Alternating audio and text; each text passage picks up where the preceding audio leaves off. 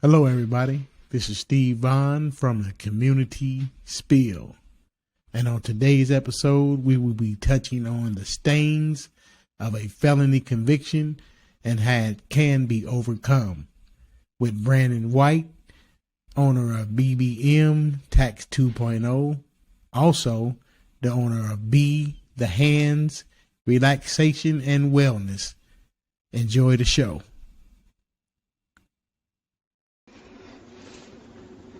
Brandon White. Yes, sir. Yes, sir. What's going on, man? Man, nothing much, man. Just chilling on this Sunday. Right. Well, tell us a little bit about yourself, man. Well, my name is Brandon White. Born and raised Indianapolis, Indiana. 36 years old right now. I'm the youngest of four. I have three older sisters. What's their name, man? My oldest sister, her name is Eva. My middle sister, her name is Brandy. And my sister that's right above me, her name is Brittany. Okay. Any kids? Me or them? Your kid. I'm sorry. Yeah, so I got three sons. My oldest, his birthday is actually today. He just turned 7 today. That's cool, man. So yeah, happy birthday. Happy birthday. Yep. He's down there in Texas. Then I have a 4-year-old. Okay. And I have a 3-year-old. That's cool. Well, tell us a little bit about your childhood, man. Your school, your high school, your junior high, and things you was into. Okay. Well, I for elementary, I went to school 69 for the most part. I went to a couple other different schools, but mainly I went to school 69. That's cool. For middle school, I went to school 110 right there at Julian D. Coleman. I went there too. Yeah. I went there. Yeah. Man, middle school, it was fun, man. When I was there, it was crazy. It was an eye opener, You kind of find yourself when you in middle school. So that's when I first started getting my own money and everything was in middle school. So develop your own little style and right. Yeah. Well, that's cool, man. And then in high school, where'd I go? I went to Tech for high school. Okay. I graduated from Tech. All right. Yeah. All right. That's cool. Well, basically, man, what we getting into is basically letting people know that anytime, like felony convictions, it is possible to come back from that. Sure. For sure. And, I think you're a prime example, because, I've been knowing you since you was little bitty boy, you know what I'm saying? Yeah. And I seen, the things you got yourself into and, the transformation to, trouble to success. Yeah. You see what I'm saying? For sure. So, just coming up, man, it was kind of a free for all for me. I was around a whole lot of drug infestation. Hey. But my story is just like so many others, that's around my age, coming up in the 80s, early 90s. The crack epidemic, it was bad. And I know about that. Yeah, my mom, she was on drugs. My people that raised me, they was on drugs. So, it was, I didn't have a lot of structure. I did, but I didn't, and with when you don't have a solid structure or foundation, of course, that's going to open up those doors and opportunities for all type of things that happen. But tell me, man, how did that make you feel, man? Once you start realizing that was the case. In the moment, I felt like I was abandoned per se. You know, it felt like, damn, you know, I'm the youngest. I felt like everybody that I always hear and see, you know, if they the youngest, people kind of, you know, kind of nurture them and take care of them or whatever, look out for them. But when I got older, and actually started experiencing real life and getting locked up and stuff like that, you know, I look back and it was like, man, if I would have just had a little bit more structure, you know, I definitely wouldn't have went down some of the paths that I went down. But, you know, it builds a different type of character inside of you.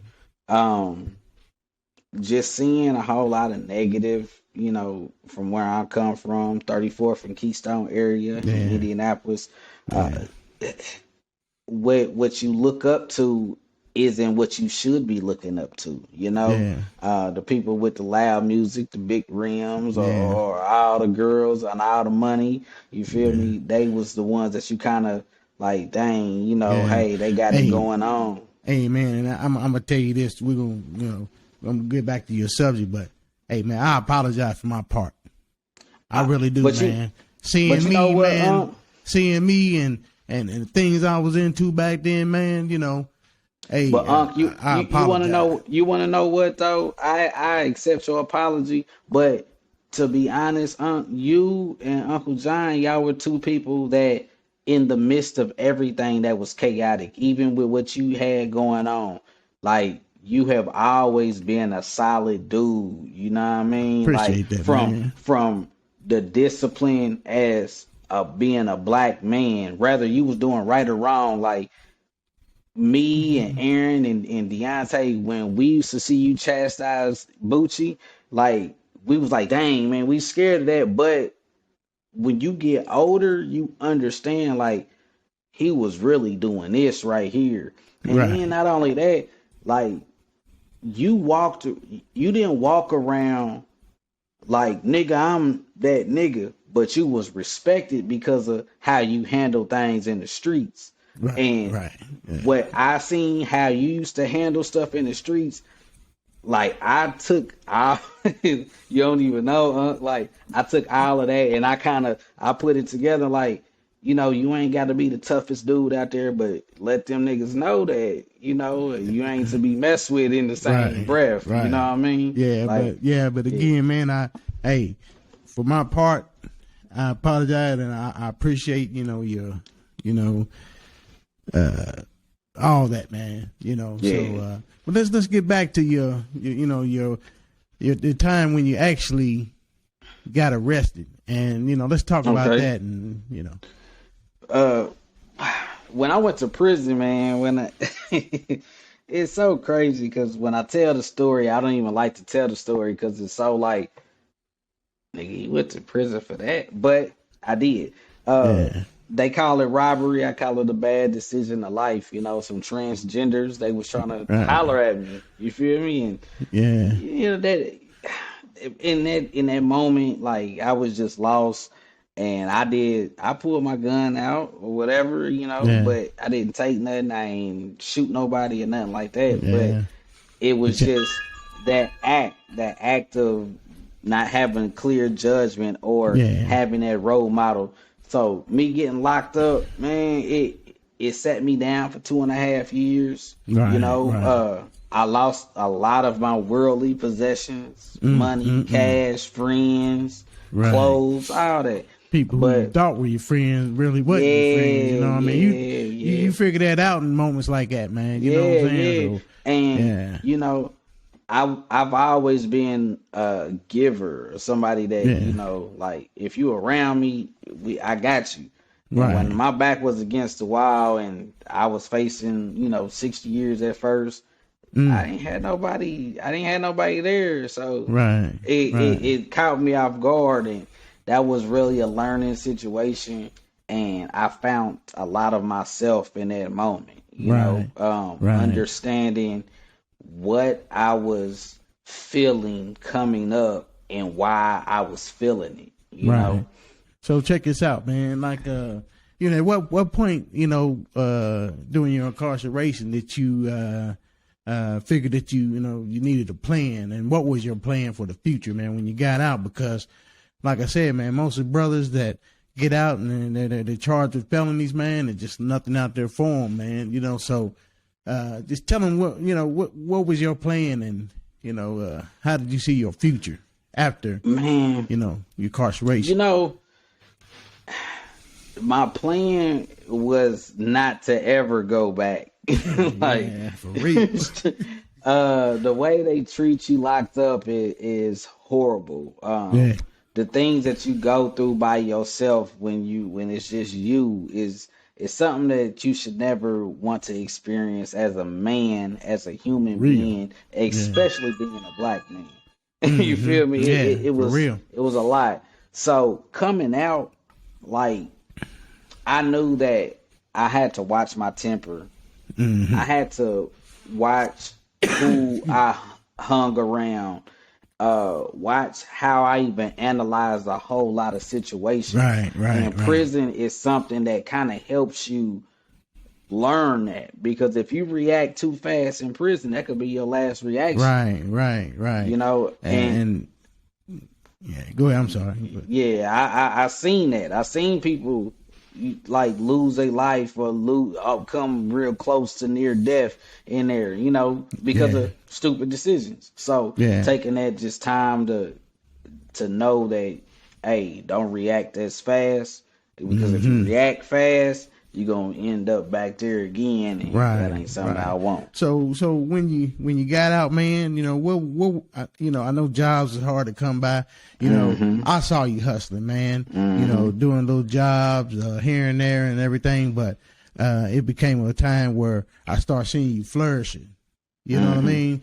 Tell us about that, man, and how you went from working little jobs to where you can't really take care of your family to, building your empire, your business. So, man, it was it was being around successful people, to be honest. Right. I was around a couple rap artists at the time. I was doing little hustles, doing promotion and stuff like that. And I remember that. One instance, we brought somebody here, and I seen them throw about $15,000 in like 2 hours at a club, at a gentleman's club. Right. And what they threw in 2 hours is almost what I made working a whole entire year. Yeah. And I knew at that moment, like, y'all just threw that in 2 hours, and it took me a year to make that. Right. I gotta reevaluate some things. So at that split moment, I knew that I needed to start figuring out ways to be able to be on that plateau upwards, and not working, your regular 9 to 5s and all of that, because it just wasn't doing it. Well, just let us know, man, how you started. What were your first steps? And my first steps, your first business, the first, true thing, and where you knew that this was about to start popping, Well, see, that go back to really before I went to prison, though. When I was doing gold teeth, I actually bought into my first company in 2003. Okay. I was still in high school. I was a junior in high school, and that's when I was doing gold teeth. So that's when I really knew that the entrepreneurship aspect was really in me, and then everybody around me was entrepreneurs yourself. My godfather, the person that raised me, all of my big influences as men were entrepreneurs. So I knew that I had it in me. I just had to clear my mind. So when I got out of prison, and 4 years after, I joined with some people, and I started, helping them with the tax company. And that's when I really, really, really start to go to another plateau. Well, that's cool. Well, tell us about your businesses, man. Okay. We have I have a few, you know what I mean? So just tell us what you're into right now. Man, so I'm wrapping up right now with the tax season. BBM Tax Service 2.0 LLC. That's my baby. That's my bread and butter. I love it. I've been owner and operator of that since 2018. Okay. Then I have Be the Hands Relaxation and Wellness. I'm a licensed esthetician and educator for That's that program. Yeah. So right now, to date, I probably have a little over 200 and something students that have graduated and obtained their license under my supervision. That's cool, man. Yeah. So that's man. another. Thank you. I appreciate that. Yeah. That's another business that I have. Then I have a nonprofit organization called Purple Creations, where we help with financial literacy. We help with financial health, financial wealth, Cool. how to build your credit score, and also in that same breath, how to keep your body as the temple good and up to par. We both know that physical health is really important. When I came home, you was a total different person from when I, first went in. Right. And that comes with discipline and all of that. So Purple Creations helps young adults, anybody from the age of 12 all the way up until senior citizens. They help them understand the financial aspect and the health and wealth aspect of your life, and help put programs in place for you to be able to maximize that. Man, that's what's up, man. That is really what's up. Yes, sir. So, what are your plans for the future, man? I mean, are you planning on taking it to another stratosphere? Yeah. So with the tax company, I have cultivated and created my own tax software. So Drake tax software, Intuit, all of them people. Yeah, I got somebody to look out for now, because BBM Tax Service, my software is phenomenal. So I'm trying to service and sell my software to a lot of different tax professionals. So that's going to take me to another plateau. Also, with my spa, with Be the Hands Relaxation and Wellness, I am in the midst of becoming a yoga instructor as well. So I'm going to incorporate yoga in all of my practices as well. Because if you can clear the mind, if you can have a clear mind, then a lot of your vision, it will be a lot easier to execute. A lot of times we get in our own way because we're in our own head thinking, oh, I'm not good enough to do this. I'm not good enough to do that. Well, that yoga practice helps you calm that chatter of that mind, so you can have a clear thought on anything that you're doing. So, that's something that I got going on. Well, that's cool, man. So what I'm gonna do, man, I'm gonna leave all your information on here, man. And I appreciate you coming to rap with me, I appreciate you having me. You know what I mean? And we're gonna do this again, man. Maybe we're gonna talk about something a little different. You know what I'm saying? Anytime. But what I'm gonna do, man, I'm gonna put your information, your email addresses and everything about your business. It'll be on the screen. So yes, sir. Hey, mess with him. I tell you, he's a real good dude, and he's doing big things. So thanks, thank you, D, man. Thank you for coming and hollering at me, man. No problem. Hey, I appreciate everything you doing. Much success, much love for everything. I know this podcast is gonna do well. You're a phenomenal man. Hey, we've been through so much in life. And I know that your testimony can help somebody. My testimony can help somebody. And I know the people that you'll be bringing up on this show, we all got something to say in a positive way. Yep. And there you have it. Brandon White. Yes, sir. Thank you. Thank you. All right, man. Hey, you take care, my brother. Yes, sir. You too. All right. Next.